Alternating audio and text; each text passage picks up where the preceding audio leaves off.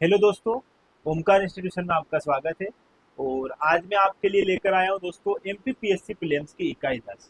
दोस्तों 2024 में जब सिलेबस परिवर्तन हुआ था तो 2024 में तथा 2025 में किस प्रकार से इकाई 10 से क्वेश्चन आए हैं, कहाँ कहाँ हमें किन बिंदुओं पर अच्छे से ध्यान देना है जो हमें एक अच्छा स्कोर करने में हमारी मदद करे। दोस्तों यूनिट 10 बहुत सिंपल सब्जेक्ट है, आप जानते हो। और 2024 का भी पेपर आपने देखा होगा, 2025 में भी आपने देखा होगा। बहुत सामान्य से प्रश्न यहाँ से पूछे जाते हैं।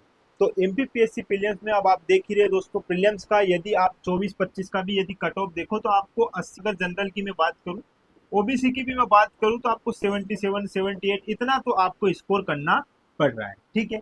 अब ऐसे इतना बड़ा स्कोर करने के लिए हमें बहुत अच्छे से हमारी रणनीति को तैयार करना पड़ेगा। ऐसे नहीं है कि हम किसी भी बिंदु से दो दो तीन तीन क्वेश्चन अगर छोड़ते जाएंगे तो हम देखो, अगर आप एक यूनिट से भी अगर 2 से 3 क्वेश्चन गलत करते हो तो आप मान के चलो 25 से 30 क्वेश्चन आप सीधे सीधे गलत कर दोगे और आप एमपीपीएससी प्रीलिम्स की रेस से बाहर हो जाओगे। इसलिए हर यूनिट का अपना क्या है दोस्तों, विशेष महत्व है। क्योंकि कई बार आप एग्जाम में देखते हो कुछ क्वेश्चंस ऐसे आते हैं जिनका हमें कोई भी अता पता नहीं होता, स्पेशली हिस्ट्री के लिए। हिस्ट्री में कई बार ऐसे क्वेश्चन आ जाते हैं जो जिनके बारे में हमें इतनी ज़्यादा जानकारी नहीं होती, चाहे वो मध्य प्रदेश का इतिहास हो, चाहे वो भारत का इतिहास हो। तो यहाँ पर ऐसे क्वेश्चन हमें जहाँ से हम पूरा पूरा कवर कर सकते हैं, सारी जितने 10 क्वेश्चन पूछे जाते हैं, यदि आप जानते हो सामान्यतः एक इकाई से 10 क्वेश्चन पूछे जाते हैं, 9 से 10 क्वेश्चन सामान्यतः आ ही रहे हैं जब से सिलेबस परिवर्तन हुआ है। तो हमारा यही लक्ष्य रहेगा कि हम हर इकाई से ऐसा हमारा प्रयास रहे कि हम 10 क्वेश्चन नहीं तो 9 क्वेश्चन तो एज इट इज सही करके आए। ठीक है। इसी क्रम में हम ध्यान रखते हैं दोस्तों यूनिट 10 को। यूनिट 10 जो है मध्य प्रदेश की जनजातियों से संबंधित इकाई है और यह एक सरल इकाई है। इसमें ज़्यादा परेशानी नहीं आएगी, आप 10 में से 10 क्वेश्चन यहाँ पर सही करने की पूरी पूरी जो है क्षमता रख सकते हो। यदि आपने इसको बेहतर तरीके से, बेहतर रणनीति से यदि इसको समझा तो ये आपको प्रीलिम्स में बहुत अच्छी जो है आपकी हेल्प करने वाली है। ठीक है। यही बात जो है मैं आपको यहाँ पर समझाने आया हूँ और इसी के साथ जो है हम इसकी सारी बातों को अच्छे से समझेंगे। कैसे, कहाँ पर, किन बिंदुओं पर ध्यान रखना है, कहाँ कमी नहीं करनी है, कैसे क्वेश्चन 2024 में पूछे गए हैं, कैसे क्वेश्चन 2025 में आए हैं, किन किन बिंदुओं से सीधे सीधे क्वेश्चन पूछे गए हैं, कौन से रिपीट क्वेश्चन हुए हैं, सब पर हम अच्छे से चर्चा करेंगे ताकि 2026 की प्रीलिम्स के लिए आप बेहतर तरीके से क्या रहो, रेडी रहो। ठीक है। चलो कहानी शुरू करते हैं। उससे पहले थोड़ा सा, जब आयोग ने 2024 में यह सिलेबस परिवर्तन किया था, इस पर एक बार अच्छे से नजर डालते हैं। फिर हम किस प्रकार से इस पूरी इकाई को पढ़ेंगे, किस रूप में हम इस इकाई को बांटेंगे, कैसे छोटे छोटे सेगमेंट जो है हम इसके कंप्लीट करेंगे और आपको पता भी नहीं चलेगा और आपकी इकाई दोस्तों, इकाई 10 जो है पूरी कंप्लीट हो जाएगी। ठीक है। फिर हम इसके क्वेश्चन लगाएंगे, साथ ही साथ जो सारे जो है इसका प्रोसेस जो रहेगा, किस तरीके से इसको हम अच्छे से स्कोर कर पाए इस यूनिट से, इसके लिए जो हम पूरी रूपरेखा तैयार करेंगे। ठीक है। चलो सबसे पहले समझते हैं दोस्तों इसका जो सिलेबस, सिलेबस को जानते हैं सबसे पहले कि क्या है इस सिलेबस में। यदि आप 2026 में पहली बार प्रीलिम्स की एग्जाम दे रहे हो तो आपके लिए ये वीडियो बहुत ज़्यादा सार्थक सिद्ध होने वाला है। क्योंकि दोस्तों आप जानते हो, बिना रणनीति के यदि आप मैदान में उतरोगे तो कहीं ना कहीं आपको पराजय का सामना करना पड़ेगा। इसलिए पहले से ही आप उन सारे बिंदुओं पर अच्छे से ध्यान लगा लीजिए जहाँ से आपकी एग्जाम के लिए जहाँ से आपसे क्वेश्चन पूछे जाते हैं, कहाँ कमी नहीं करनी है, किन बिंदुओं पर ज़्यादा फोकस करना है, उन सारी बातों को एक बार यहाँ पर अच्छे से अवलोकन कर लीजिए। और इसमें मैं आपकी यहाँ पर करवाऊंगा अच्छे से मदद। ठीक है। चलो दोस्तों, ये है मध्य प्रदेश की जनजातियां जो हमारी इकाई 10 में शामिल है, जिसमें विरासत, लोक संस्कृति एवं लोक साहित्य, ये इसकी क्या हेडिंग है, इसके अंतर्गत ये सारे बिंदु हमें दिए हुए हैं। ठीक है। चलो सबसे पहले बात करते हैं दोस्तों मध्य प्रदेश में जनजातियों का भौगोलिक विस्तार। जनजातियों का भौगोलिक विस्तार मतलब कौन सी जनजाति कहाँ रहती है, कौन सी बालाघाट में रहती है, कौन सी छिंदवाड़ा में रहती है ना, रीवा में कौन सी जनजाति, मतलब ऐसा है कि जो हमारा भौगोलिक है, एरिया जो है हमारा मध्य प्रदेश में, इसमें जगह जगह पर हमारी जनजातियां पाई जाती है। तो कौन से क्षेत्र में कौन सी जनजातियां रहती है, इसकी हमें क्या होनी चाहिए दोस्तों, जानकारी होना चाहिए। ठीक है। इसलिए इस बिंदु को शामिल किया गया है, अच्छे से इसको भी समझेंगे। फिर जनजातियों से संबंधित संवैधानिक प्रावधान, संविधान जो है किस प्रकार जनजातियों का संरक्षण करता है, किन किन बातों के लिए उनको विशेष जो है महत्व देता है, इन सारे बिंदुओं पर भी अच्छे से क्या करेंगे, इस बिंदु में ध्यान देंगे। फिर दोस्तों यहाँ दिया है मध्य प्रदेश की प्रमुख जनजातियां। अब मध्य प्रदेश की प्रमुख जनजातियां में बहुत सारी जनजातियां हैं, जैसे भील हुआ, गोंड, है ना, इसके साथ साथ दोस्तों हमारी विशेष पिछड़ी जनजातियां बेगा, भारिया, सहरिया, ये जो हमारी जनजातियां हैं इनके बारे में हमें क्या करना है दोस्तों, जानना है। तो यहाँ पर मध्य प्रदेश की प्रमुख जनजातियां हुई, है ना, विशेष पिछड़ी जनजातियां हुई, घुमंतु जातियां हुई, और इनकी जनजातियों के साथ इनकी जो कल्याणकारी योजना जो सरकार इनके लिए चलाती है, इन पर हमें ध्यान देना है दोस्तों। यहाँ से भी क्वेश्चन पूछा जाता है, और यही बिंदु जो है इस पूरे सिलेबस का सबसे बड़ा बिंदु जो है वो यही है। कैसे है, किस प्रकार है, ये अभी मैं आपको तोड़कर बताऊंगा कि हम इसमें क्या क्या जो है शामिल करेंगे, किन किन बातों पर ध्यान देंगे, कौन से बिंदुओं को अच्छे से पढ़ेंगे। ठीक है। फिर है दोस्तों मध्य प्रदेश की जनजाति संस्कृति, जिसमें परंपराएं, विशिष्ट कलाएं, त्योहार, उत्सव, भाषा, बोली एवं साहित्य। जो जनजातियां हैं हमारे मध्य प्रदेश में, जो जनजातियां निवास करती है, इनकी अपनी बोली रहती है, इनका अपना साहित्य रहता है, त्योहार, उत्सव, भाषा, ये जो है इनकी परंपराएं, इन पर भी हम क्या करेंगे, अच्छे से ध्यान देंगे। यहाँ से भी क्वेश्चन पूछे जाते हैं, तो इनके बारे में भी हमें यहाँ पर क्या करना है दोस्तों, जानना है। ठीक है। इसके पश्चात मध्य प्रदेश की जनजातियों का भारत के स्वतंत्रता आंदोलन में योगदान। दोस्तों इस बिंदु को थोड़ा सा अच्छे से समझिएगा कि जो मध्य प्रदेश की जनजातियों का भारत के स्वतंत्रता आंदोलन में योगदान एवं राज्य के प्रमुख जनजाति व्यक्तित्व, दोनों बिंदुओं को अच्छे से समझना है। साथ ही साथ दोस्तों मध्य प्रदेश में जनजातियों से संबंधित प्रमुख संस्थान कौन से हैं, इनके लिए संग्रहालय, इनके जो प्रकाशन है, इन पर भी हमें अच्छे से ध्यान देना है। अब ये जो बिंदु है दोस्तों, मध्य प्रदेश की जनजातियों का भारत के स्वतंत्रता आंदोलन में योगदान, आपको ये बिंदु मिलेगा दोस्तों मेंस में। एमपीपीएससी मेंस का जो फर्स्ट पेपर है, उस फर्स्ट पेपर का जो पार्ट ए है, उस पार्ट ए की जो इकाई 5 है, उसमें भी आपको जनजातियों द्वारा जो स्वतंत्रता आंदोलन के लिए योगदान दिया गया है, वहां से आपसे क्वेश्चन पूछा जा सकता है। ठीक है, वहां पर इसका जिक्र है, आप इस बात को थोड़ा सा अच्छे से ध्यान रखिएगा। तो इसको हम उसी रूप में तैयार करेंगे कि मेंस में भी यदि आप यहाँ पर प्रीलिम्स में इसको वैसे पढ़े, ताकि मेंस में भी आप इसको बेहतर तरीके से अच्छे से जो है सारी फॉर्मेटिंग के साथ आंसर लिख पाओ। ठीक है। इसके पश्चात बात करेंगे दोस्तों मध्य प्रदेश की लोक संस्कृति एवं लोक साहित्य। सीधे सीधे यहाँ से भी क्वेश्चन पूछे जाते हैं। तो ये सारा सिलेबस है हमारा, जो 2024 में परिवर्तन हुआ था, उसके पश्चात हमारे सामने इकाई 10 के रूप में यह सामने आया था। ठीक है दोस्तों, यदि मेंस में इकाई 10 की बात करें तो ज्यादा इससे मेंस में नहीं कहीं पूछा गया है। बस ये एक बिंदु है कि जो मध्य प्रदेश की जनजातियां हैं, इन जनजातियों ने स्वतंत्रता आंदोलन में किस प्रकार अपना योगदान दिया है, अपनी महत्वपूर्ण भूमिका निभाई है, एक बिंदु दिया हुआ है, वो भी फर्स्ट पेपर की पार्ट ए जो है उसकी इकाई 5। ठीक है। कहीं ना कहीं अगर आप थर्ड पेपर का पार्ट बी देखोगे तो वहां पर पर्यावरण को ध्यान में रखकर एक बिंदु दिया हुआ है, जिसमें लिखा हुआ है कि जो मध्य प्रदेश की जनजातियां हैं, जैसे गोंड है, भील है, या बेगा, भारिया, सहरिया जो है, ये जनजातियां किस प्रकार जो है पर्यावरण को संरक्षण करने में या पर्यावरण का संरक्षण करने में किस प्रकार से जो है भूमिका निभा रही है। तो एक ये बिंदु आपका वहां पर भी दिया हुआ है मेंस में। ठीक है, तो वो इतना ज्यादा महत्व नहीं रखता, लेकिन आपको यहाँ पर ये बिंदु जो है ये मेंस में फर्स्ट पेपर के पार्ट ए की जो इकाई 5 है उसमें आपको प्रिपेयर करना पड़ेगा। तो इसी रूप में, इसी के साथ जो है हम अपनी इस कक्षा को क्या करेंगे दोस्तों, रेडी करेंगे। इसमें जितना भी सिलेबस का हर जो पॉइंट दिया हुआ है, उस हर एक पॉइंट को अच्छे से समझेंगे और धीरे धीरे इत्मीनान से इसमें आगे बढ़ेंगे। ठीक है, चलो अब दोस्तों ये तो है सिलेबस। ठीक है, लेकिन इस सिलेबस को यदि आप इसी रूप में पढ़ना चाहोगे तो आपको बहुत सारी आ जाएगी कठिनाइयाँ। कैसे आ जाएगी, पहले आप मध्य प्रदेश में जो जनजातियां हैं उनका भौगोलिक विस्तार देख रहे हो। अब भौगोलिक विस्तार जानने से पहले उन जनजातियों के बारे में थोड़ा जानो तो सही, कि जो मध्य प्रदेश की जनजातियां है कौन सी है, कहाँ रहती है। ठीक है, मतलब जो जनजातियां है, सबसे बड़ी जनजाति कौन सी, कितने प्रकार की जनजातियां, कितनी जनजातियां, पहले इनके बारे में थोड़ा मोटा मोटा जानो, फिर इनके भौगोलिक विस्तार को जानना, फिर इसके बाद जनजातियों से संबंधित संवैधानिक प्रावधान को जानना है। ठीक है, तो इसी रूप में जैसे यहाँ पर दिया हुआ है मध्य प्रदेश की जनजाति संस्कृति, जिसमें परंपराएं, विशिष्ट कलाएं, त्योहार, उत्सव, भाषा, बोली, साहित्य, हम इसको अलग रूप में पढ़ेंगे।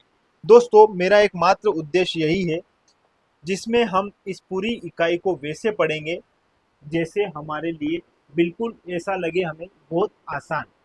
इस इकाई को इतना जटिल नहीं बनाना है, सबसे पहली बात तो ये, और इसी बात को ध्यान में रखकर मैंने इसको बहुत सारे पार्ट में बांट दिया है। और इसको पार्ट में बांटने के साथ साथ दोस्तों, यदि आप जब यहाँ पूरी क्लास पढ़ने के पश्चात हमारी इन पुस्तक से एक बार इनकी रीडिंग भी लोगे तो आपका काम हो जाएगा। दोस्तों ये है हमारे संस्थान द्वारा आयोजित की गई एमपीपीएससी प्रीलिम्स की इकाई 10 के लिए पुस्तकें, जिसमें ये हमारा प्रथम संस्करण था। यदि आपने यह पुस्तक नहीं देखी है, आपने 2024 में यदि प्रीलिम्स दिया होगा तो इससे सीधे सीधे 10 क्वेश्चन जो पूछे गए थे वो 10 क्वेश्चन सीधे सीधे हमारी इस पुस्तक से बने थे। सीधे सीधे यहाँ से प्रश्न आए थे। यूट्यूब पर मैंने वीडियो भी डाला है, उसमें आपको हमारी किताब का जो प्रश्न संख्या है वो दिया हुआ है और आयोग का जो प्रश्न पत्र था वो दिया हुआ है। सीधे सीधे हर बात को वहां पर बताया गया है। ठीक है, अभी दोस्तों इसी को हम अपडेट करके 2026 को ध्यान में रखकर फिर से जो है हमारी इस पुस्तक को अपडेट कर रहे हैं। ठीक है, अब यकीन मानो दोस्तों 2024 हुआ या 2025, 2024 या 2025 दोनों से जितने भी क्वेश्चन बने सीधे सीधे हमारी इस पुस्तक से बने हैं। अब इसको और अपडेट कर दिया गया है और बेहतर बना दिया गया है और यह जो है 2026 को ध्यान में रखकर जो है अभी मार्केट में यह जो है लॉन्च होने वाली है। ठीक है, तो आप एक बार जरूर हमारी इस पुस्तक को देखिएगा और एक बार अच्छे से क्लास पढ़ लीजिए। बस इसके अलावा आपको कहीं जाने की जरूरत नहीं है। आप जितने भी मध्य प्रदेश में आयोजित टेस्ट सीरीज है लगा लीजिएगा, सारे क्वेश्चन आपके बेहतर तरीके से बनेंगे। ठीक है, चलो इतना मैं विश्वास के साथ कह सकता हूँ। देखो दोस्तों, अब इसके सिलेबस को हम तोड़ेंगे कैसे। अब ये हमने जो सिलेबस डिस्कस किया है इसको इस रूप में पढ़ना थोड़ा क्या है दोस्तों जटिल है, और इसी जटिलता को हम कम करने के लिए एक बेहतर और सरल मार्ग मैंने बनाया है और इसी को ध्यान में रखकर हम क्या करेंगे, आगे हमारी इन क्लास को समझेंगे। देखो, हमारी क्लास को समझने के लिए हमें एक बार इसको थोड़ा एक बार अच्छे से देखना होगा। देखो, सबसे पहले हम एक सामान्य जानकारी के रूप में इसका प्रारंभ करेंगे। ठीक है, और ये जो सामान्य जानकारी वाली क्लास रहेगी दोस्तों, ये निचोड़ रहेगी पूरी एमपीपीएससी प्रीलिम्स की जो इकाई 10 है इसका सिलेबस का। पूरा सिलेबस जो है हम इसमें निचोड़ेंगे और उस सिलेबस के हर बिंदु को वैसे पढ़ेंगे जैसे आपने अभी तक एग्जाम में देखा है। दोस्तों, पूरी यूनिट का 40 से 45% एरिया जो है हम तथ्यात्मक रूप से इसमें कंप्लीट करेंगे। तथ्यात्मक रूप से इसलिए कंप्लीट करेंगे क्योंकि पहले मैं आपको पूरी जनजातियों के बारे में जो भी सामान्य सी जानकारी है जो आपको होनी चाहिए वो सारी बेहतर तरीके से बताऊंगा। अगर आप ये क्लास भी देखोगे तो इस क्लास में आप पाओगे दोस्तों कि लगभग अभी तक 2024 में व 2025 में जो भी क्वेश्चन बने हैं लगभग आपको यहाँ पर अच्छे से मिल जाएंगे। ठीक है, तो इस सामान्य जानकारी में हम पूरा इकाई 10 का जितना भी सिलेबस है उस सिलेबस के हर उन बिंदुओं को ऐड करेंगे जिससे हमारी एग्जाम में क्वेश्चन बने हैं और बनने की संभावना रहती है। ठीक है, तो ये क्लास हमारी पहली क्लास इस रूप में हम पढ़ेंगे। फिर उसके बाद हम दोस्तों जनजातियों से संबंधित जो संवैधानिक प्रावधान है इन पर चर्चा करेंगे। फिर आएंगे हम दोस्तों मध्य प्रदेश में जनजातियों का भौगोलिक विस्तार, जो हमारे सिलेबस का पहला बिंदु दिया हुआ है। तो ये दो क्लास जो है दोस्तों, इनको आप बेहतर तरीके से यदि आप देखोगे तो फिर ये जो भौगोलिक विस्तार वाली स्थितियां हैं ये आपको ऐसे ही जो है बहुत अच्छे से समझ में आ जाएगी।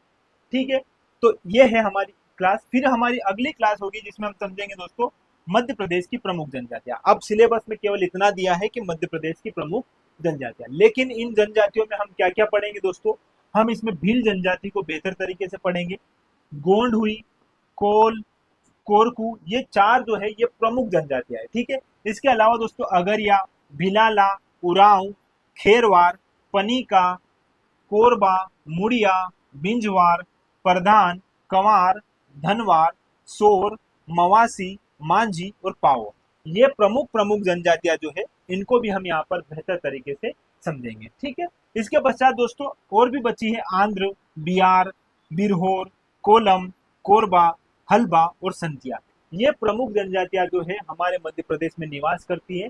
इन सारी जनजातियों को अच्छे से समझना है, क्योंकि दोस्तों आपसे सीधा सीधा इनमें से कुछ भी पूछा जा सकता है कि यह जनजाति कहाँ पाई जाती है या मध्य प्रदेश के किस जिले से इस जनजाति का संबंध है, क्योंकि आपको सीधे सीधे सिलेबस में दिया हुआ है मध्य प्रदेश में जनजातियों का भौगोलिक विस्तार। तो यहाँ से आपसे पूछा जा सकता है कौन से क्षेत्र में कौन सी जनजाति रहती है, इसलिए ये सारी जनजातियां जो है हम वन बाय वन अच्छी तरीके से समझेंगे। ठीक है, अगला है दोस्तों यहाँ पर मध्य प्रदेश की विशेष पिछड़ी जनजातियां। अब विशेष पिछड़ी जनजातियां में क्या दोस्तों, बेगा, भारिया और सहरिया, इन तीनों जनजातियों को अच्छे से समझेंगे। ये हमारे सिलेबस का बिंदु है जिनमें ये तीन जो है जनजातियां इनको समझेंगे। ठीक है, इसके पश्चात मध्य प्रदेश की घुमंतु जातियां। अब मध्य प्रदेश में घुमंतु जातियां कौन कौन सी, जिसमें बंजारा हुई, पारधी हुई, कालबेलिया, बाछड़ा, कंजर और लोहार पीटा, ये यहाँ की प्रमुख जो है घुमंतु जातियां है और इन घुमंतु जातियों को हम अच्छे से क्या करेंगे दोस्तों, समझेंगे। ठीक है, इसके पश्चात दोस्तों मध्य प्रदेश की जनजातियों के लिए कल्याणकारी योजना। अब मध्य प्रदेश की जनजातियों के लिए कल्याणकारी योजना ये सिलेबस में ऐसा दिया हुआ है लेकिन हम इनको बांटेंगे दोस्तों 3 पार्ट में। एक तो दोस्तों ये जो घुमंतु जातियां और जनजातियां है, इनके लिए हम देख लेंगे। दूसरा हम देखेंगे यहाँ पर दोस्तों जो हमारी प्रमुख जो है या विशेष जनजातियां, जैसे भील हुई, गोंड हुई, कोल हुई, कोरकू हुई, इनके लिए चलाई जाने वाली योजना। फिर उसके बाद जो दोस्तों जो विशेष पिछड़ी जनजातियां हमारी, उन विशेष पिछड़ी जनजातियों के बारे में जो सरकार ने जो अभी तक कल्याणकारी योजनाएं चलाई है, उनके लिए भी हम यहाँ पर अच्छे से समझेंगे। तो ये कल्याणकारी वाला योजना का जो सेगमेंट है ये पूरा हमारा अच्छे से कंप्लीट हो जाएगा। ठीक है, चलो फिर बात करेंगे दोस्तों मध्य प्रदेश की जनजाति संस्कृति। ठीक है, अब इनकी जनजाति संस्कृति क्या है।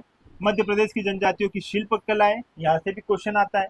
जनजातियों की भाषा एवं बोली, इनको भी अच्छे से समझेंगे। और फिर मध्य प्रदेश की जनजातियों पर लिखा गया साहित्य, यहाँ से क्वेश्चन आए हैं, इनको भी आप अच्छे से ध्यान रखिएगा। फिर आता है दोस्तों हमारा भारतीय स्वतंत्रता आंदोलन में मध्य प्रदेश की जनजातियों का योगदान। ये मेंस में भी है ये बिंदु, जो थर्ड हमारा फर्स्ट पेपर का जो पार्ट ए है उसकी इकाई 5 में दिया हुआ है। इसको प्रीलिम्स में भी और मेंस में भी किस प्रकार से इसको प्रिपेयर करना है, इसके लिए अच्छे से रूपरेखा तैयार करेंगे और इसको भी अच्छे से समझेंगे। ठीक है, इसके पश्चात दोस्तों मध्य प्रदेश के प्रमुख जनजाति व्यक्ति, तो पिछले 2 साल से 24 में भी और 25 में भी बहुत अच्छे अच्छे क्वेश्चन यहाँ से बने हैं। ठीक है, इसको अच्छे से समझेंगे। इसके पश्चात दोस्तों मध्य प्रदेश में जनजातियों से संबंधित प्रमुख संग्रहालय, इसी के साथ साथ प्रमुख संस्थान, और संस्थान के साथ साथ यहाँ से संबंधित जो प्रकाशन है, जैसे वेन्या प्रकाशन पूछा गया था, तो ये सारे बिंदु जो है हम यहाँ पर अच्छे से इसको कंप्लीट करेंगे। ठीक है, आगे मध्य प्रदेश में जनजाति पुरस्कार एवं सम्मान, हर बार 2024 में भी और 2025 में भी यहाँ से सीधे सीधे क्वेश्चन बने हैं, इनको अच्छे से समझेंगे। फिर मध्य प्रदेश की लोक संस्कृति और लोक साहित्य, अंतिम बिंदु ये है, इन दोनों बिंदुओं को अच्छे से कंप्लीट करेंगे। तो ये है हमारी कार्य योजना। इस प्रकार से हम इन 19 बिंदुओं के माध्यम से पूरी जो है हमारी यूनिट 10 जो है इसको अच्छे से कंप्लीट करेंगे। ठीक है, चलो दोस्तों थोड़ा सा इसको और समझते हैं प्रीवियस ईयर में किस प्रकार से क्वेश्चन पूछे गए। पहले बात कर लेते हैं 2024 में। देखो दोस्तों, पहली बार सिलेबस परिवर्तन हुआ। सिलेबस परिवर्तन होने के पश्चात जब भी एग्जाम होती है तो प्रश्नों की जो प्रकृति रहती है वो इतनी जटिल नहीं रहती है, बहुत सामान्य और सरल रहती है। तो यहाँ पर ये 10 क्वेश्चन पूछे गए थे, इनको मैं एक बार पढ़ लेता हूँ, आपको बताता हूँ किस प्रकार कहाँ से क्वेश्चन बन रहे हैं। ठीक है, फिर 2025 पर भी हम अच्छे से डिस्कस करेंगे। देखो, सबसे पहले भीमा जनजाति के लोग मध्य प्रदेश के किन जिलों में निवास करते हैं। देखो, भीमा जनजाति के लोग जो है मूल रूप से छत्तीसगढ़ में यह जनजाति पाई जाती है, तो मध्य प्रदेश के पूर्व में जो है यह जनजाति पाई जाती है। लेकिन आयोग ने इसको क्या कर दिया था दोस्तों, हटा दिया था, क्योंकि मध्य प्रदेश में यह जनजाति नहीं पाई जाती। लेकिन मुख्य रूप से मध्य प्रदेश के भी पूर्वी जिलों में कहीं ना कहीं ये जनजाति देखी जाती है, लेकिन आयोग ने इसे हटा ही दिया है, तो हमारा इसमें अब कोई रोल नहीं रहता है। ठीक है, चलो दूसरा है दोस्तों मांडवरा त्योहार। एक अच्छा प्रश्न था मांडवरा, हमारी किताब में, यदि आप यूट्यूब पर मैंने डाला है दोस्तों, सीधा सीधा इसमें दिया हुआ है। यह जो है गोंड जनजाति से संबंधित था और यहाँ पर आपको त्योहार पूछा गया है। ठीक है, मतलब आपको क्या क्या ध्यान रखना है, इन प्रश्नों पर ध्यान मत दीजिएगा दोस्तों, इन प्रश्नों को रटने की आवश्यकता नहीं है, क्योंकि यहाँ से प्रश्न वापस संभव नहीं है कि पूछा जाए। लेकिन पूछ क्या रहा है दोस्तों, ये देखो त्योहार पूछ रहा है। ठीक है, यहाँ पर क्या पूछ रहा है दोस्तों, किन जिलों में निवास कर रहा है, मतलब यहाँ पर भौगोलिक स्थितियां, जनजातियों की भौगोलिक स्थिति हमें क्या करनी दोस्तों, जाननी। तो यहाँ पर हम क्या पाए हमने कि यहाँ पर जो है भौगोलिक स्थिति पूछा गया है ना, कि भौगोलिक स्थिति के बारे में पूछा गया है, और यहाँ पर पूछा गया दोस्तों त्योहार के बारे में। ठीक है, इसी प्रकार दोस्तों महान आयक टंट्या मामा किस आदिवासी जनजाति से संबंधित थे, मतलब टांटिया मामा के बारे में पूछ रहा है, मतलब जनजाति व्यक्तित्व। ठीक है, ये भी ध्यान रखिएगा, जनजातीय व्यक्तित्व, मतलब आपसे यहाँ से भी प्रश्न इस प्रकार से भी बना, जनजाति व्यक्तित्व से आपसे क्वेश्चन बना। इसी प्रकार दोस्तों स्वतंत्रता सेनानी रघुनाथ सिंह मंडलोई का संबंध किस जनजाति से, तो ये भी यही है, जनजाति व्यक्तित्व। इसके पश्चात दोस्तों स्वर्गीय श्री बादल भाई कौन है, तो ये भी क्या है दोस्तों, जनजाति व्यक्तित्व। मतलब आप सीधे सीधे पा रहे हो, 3 क्वेश्चन सीधे सीधे किससे बने थे 2024 में, जनजाति व्यक्तित्व से। एक क्वेश्चन किससे आ गया, त्योहार से आ गया। और यहाँ पर अगर मैं मध्य प्रदेश सरकार द्वारा आदिवासी लोक व पारंपरिक कलाओं के लिए महिलाओं को कौन सा सम्मान दिया जाता है, मतलब सम्मान और पुरस्कार की बात आ गई है दोस्तों यहाँ पर, किसकी, सम्मान एवं पुरस्कार। तो ये बात भी आप यहाँ पर ध्यान रखो कि कैसे कैसे क्वेश्चन कहाँ कहाँ से पूछे जाते हैं। ठीक है, इसी प्रकार दोस्तों बिरहा किस आदिवासी जनजाति की महिलाओं का लोकप्रिय लोकगीत है, ये आ गए आपके लोकगीत, है ना, ये लोकगीत यहाँ पर पूछे गए हैं। लोकगीत लोक साहित्य जो अंतिम बिंदु है। पूछा गया यहाँ से भी। अगला दोस्तों, भारतीय साहित्य में जनजातीय जीवन की सांस्कृतिक परंपरा और विशिष्टताओं पर लेखन के लिए कौन सा सम्मान दिया जाता है? दोस्तों यहाँ पर भी आपसे क्या पूछा गया? सम्मान पूछा गया है।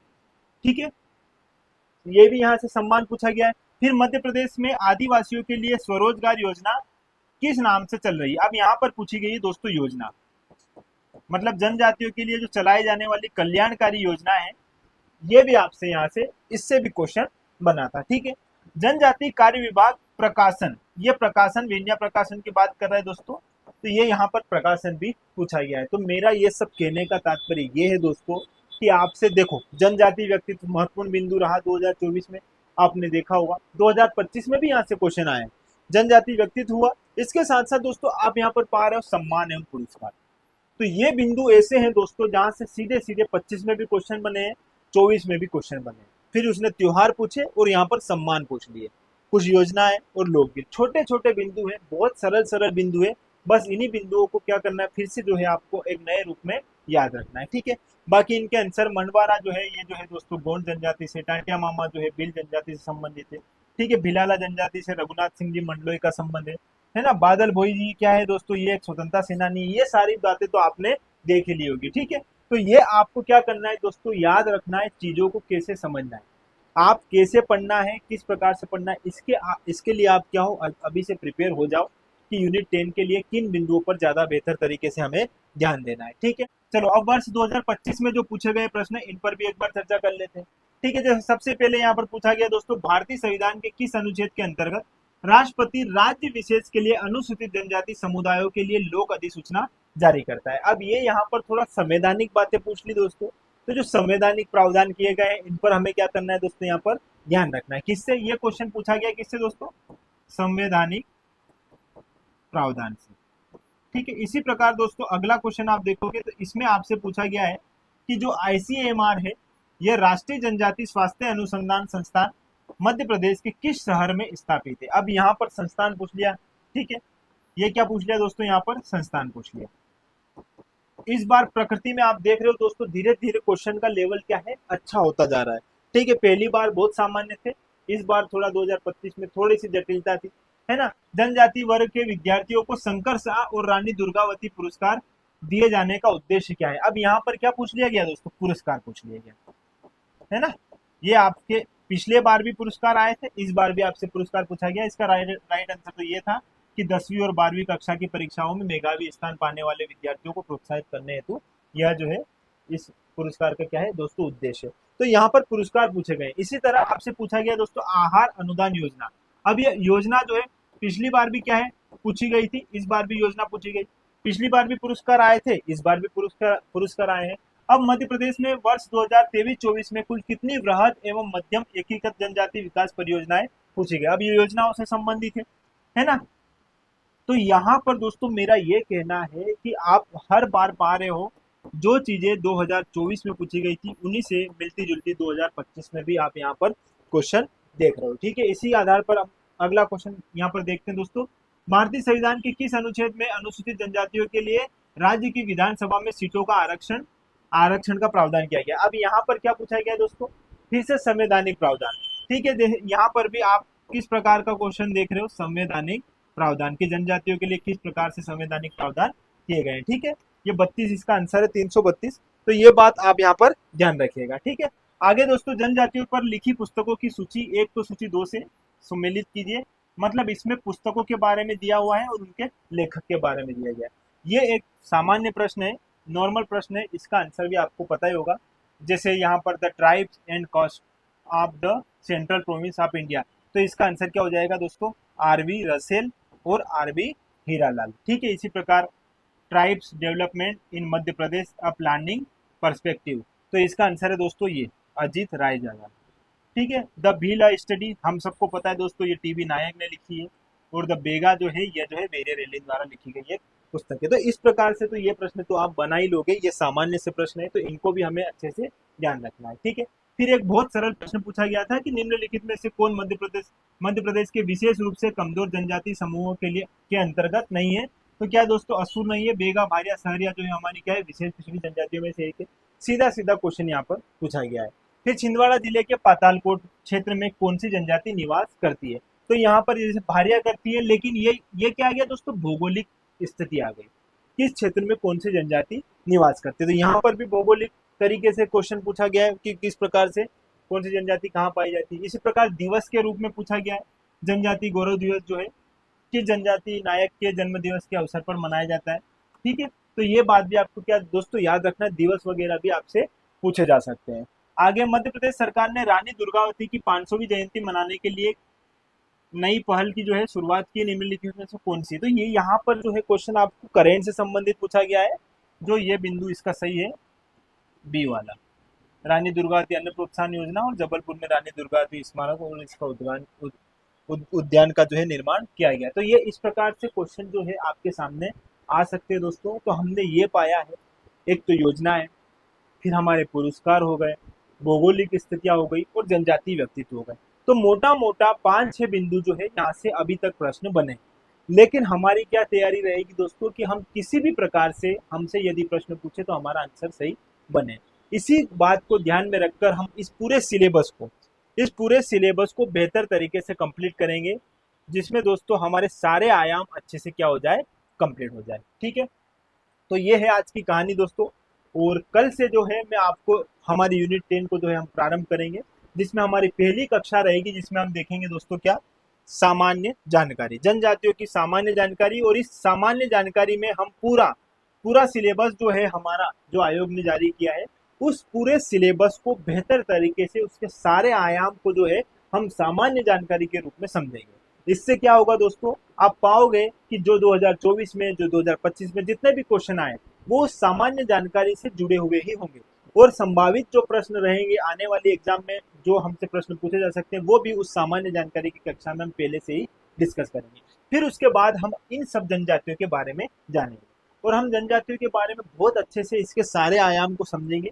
सिलेबस को हमने बहुत अच्छे से तोड़ लिया है, उनकी परंपराएं, उनकी कलाएं, उनकी भाषा, उनकी बोली, सब एक ही साथ जो है एक जनजाति को ध्यान में रखकर, केंद्र में रखकर पढ़ेंगे, ताकि हमारा कुछ भी छूटे नहीं और हमें बेहतर तरीके से याद हो सके। ठीक है, तो ये है पूरी कहानी दोस्तों। तो आगे जो है कल जो है हम इसकी जो है अच्छे से क्या करेंगे, यहाँ पर आप अपनी क्लास का प्रारंभ करेंगे। ठीक है, ये हमारी 2 पुस्तकें, आपने प्रथम संस्करण तो देखा ही होगा, अभी 2026 के लिए जल्दी ही मार्केट में ये अवेलेबल होने वाली। ठीक है दोस्तों, दोनों एग्जाम 2024 के लिए भी और 25 के लिए भी सारे प्रश्न जो है हमारी इस किताब से बने हैं। अगर आप इसको देखना चाहो तो YouTube पर मैंने वीडियो डाला है, पेज नंबर वाइज सारी बातें आपको वहां पर बताई गई है कि कौन से पेज नंबर पर कौन सा क्वेश्चन आया है। और ये है 2026 में जो प्रीलिम्स की तैयारी कर रहे हैं उन बच्चों के लिए, और ये अपडेट रहेगा इससे, और पूरी तरीके से जो है आपकी एग्जाम को समर्पित रहेगी हमारी यह पुस्तक। ठीक है, चलो दोस्तों, इसके साथ साथ थोड़ी सी बात कर लेते हैं मेंस की दोस्तों। यदि आप MPPSC मेंस की तैयारी करना चाहते हैं, थर्ड पेपर जो है हमने शुरू कर दिया है दोस्तों। थर्ड पेपर को आप देख सकते हो, थर्ड पेपर का पार्ट ए, जिसमें 5 यूनिट है, जिसकी 4 यूनिट मैं पढ़ा रहा हूँ पहले से, पहली, दूसरी, तीसरी, चौथी यूनिट। 5वीं यूनिट देवेंद्र सर पढ़ाएंगे आपको, जिसमें आपका सांख्यिकी और डेटा विश्लेषण वाला बिंदु दिया हुआ है। ठीक है, तो ये है मात्र 499 रुपए में आपको ये जो क्लास मिल रही है दोस्तों, जिसमें आपको आंसर राइटिंग रहेगी, आपकी डाउट सेशन रहेगा, आप किसी भी प्रकार का डाउट जो है इस नंबर पर भेजकर पूछ सकते हो। साथ ही साथ लाइव प्लस रिकॉर्डेड दोनों फॉर्मेट में आपको ये क्लास प्रोवाइड करवाई जा रही है, और इसमें आपको क्लास नोट भी मिलेंगे। ठीक है, तो ये है पूरी कहानी दोस्तों। और यदि आप 2026 को ध्यान में रखकर मेंस भी पढ़ना चाहते हो, पूरा मेंस ही प्रिपेयर करना चाहते हो, तो दोस्तों संपूर्ण मेंस जो है, यदि आप पूरा मेंस कंप्लीट करना चाहते हो तो मात्र 8,000 रुपये, मात्र 8,000 रुपये में आपको पूरा मेंस जो है 2026 को ध्यान में रखकर तैयार करवाया जाएगा, जिसमें बेहतर नोट्स होंगे, नोट्स के साथ साथ बेहतर टेस्ट सीरीज जो आपको प्रोवाइड करवाई जाएगी। इसके साथ साथ बेहतर टीम जो आपके लिए समर्पित रहेगी, हर कदम पर जहां पर आपको आवश्यकता लगेगी आपको सिखाया जाएगा, समझाया जाएगा किस तरह से आंसर राइटिंग करना है, कहाँ कमी नहीं करना है। बेहतर फैकल्टी, बेहतर टीम जिन्होंने बहुत अच्छे से MPPSC को जिया है, बहुत अच्छे से समझा है, उन लोगों के माध्यम से जो है आप अपनी तैयारी को आगे बढ़ा सकते हो। ठीक है, तो दोस्तों आज की क्लास को यही विराम देते हैं, कल मिलते हैं हमारी पहली क्लास में। ठीक है, तो जुड़े रहिएगा दोस्तों, और जुड़े रहने के लिए आपका बहुत बहुत धन्यवाद। Thank you.